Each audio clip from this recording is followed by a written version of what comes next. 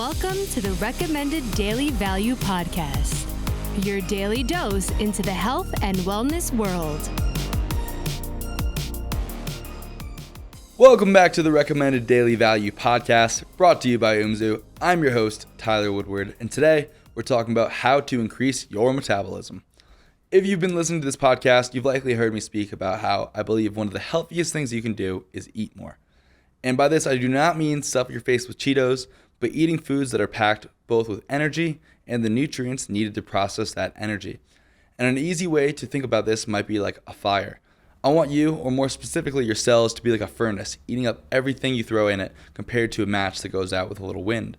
The more intense that flame, the more lively your cell is, so to speak. Or if you think about it another way, the more energy and resources that your cell has available to it, the more energy it can expend to protect and repair itself rather than just maintain. The fuel or substrate that we burn most readily is sugar, aka good old sucrose. At rest, virtually all our organs rely on glucose for fuel, which is why our blood sugar levels are regulated so tightly, except for our muscles, which burn fat at rest, but use sugar during any sort of strenuous activity. Our ability to burn glucose for fuels relies on our insulin sensitivity, which is kind of like our cell's equivalent to the fuel gauge in your car. The more insulin sensitive you are, the more glucose you can burn without storing it as fat.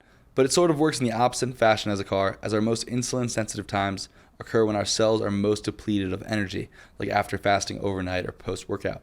What this means in terms of physiology is that we need to release relatively the smallest amount of insulin to burn the most fuel.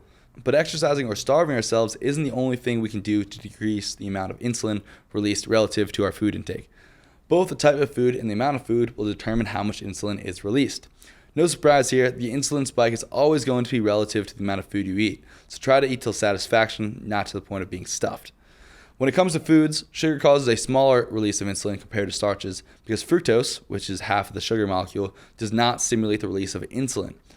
And even so, natural sugars contain fiber, electrolytes, and B vitamins that help us to process the sugar more effectively and exhibit a smaller insulin response. We can also lessen the insulinogenic effect of both sugars and starches by consuming them with fat, which slows the digestive process, helping to prevent a rapid spike in blood sugar and a big insulin release. Protein by itself can also cause a spike in insulin, so it's best to combine all three in a meal together to keep that blood sugar balanced. And if you're going to eat a big meal, I highly recommend consuming the legendary repeat carrot salad, which we already covered this week. But in short, the vinegar helps to lower the insulin response.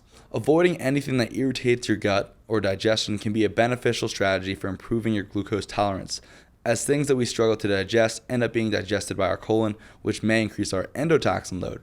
Endotoxin is a part of dead bacteria that can leak through our intestinal lining in a phenomenon known as leaky gut, which directly blocks our cells' ability to burn energy. Speaking of burning energy, make sure to consume loads of the B vitamins from foods, as these are what we directly require to burn sugar and fat as energy. If you lack enough B vitamins, you may as well be giving your cells a green light to stop burning energy and start storing it as fat. The other vitamins, including vitamin A, as retinol, vitamin C, D, and E, are also very important in ensuring your hormones and cells are running optimally to keep those mitochondria running well.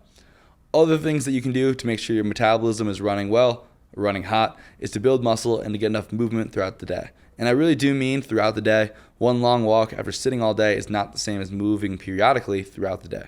Try to get a little walk in after every meal. Long story short, eat a lot of fruit, enough protein and fat-soluble vitamins, avoid irritating foods, lift some weights, and get your steps in. Well, that's it for this episode. If you enjoyed this episode, make sure to hit that subscribe button and to share it with a friend. And remember, these opinions are my own, based on my own research and experiences, and is not medical advice. Till next time, be good.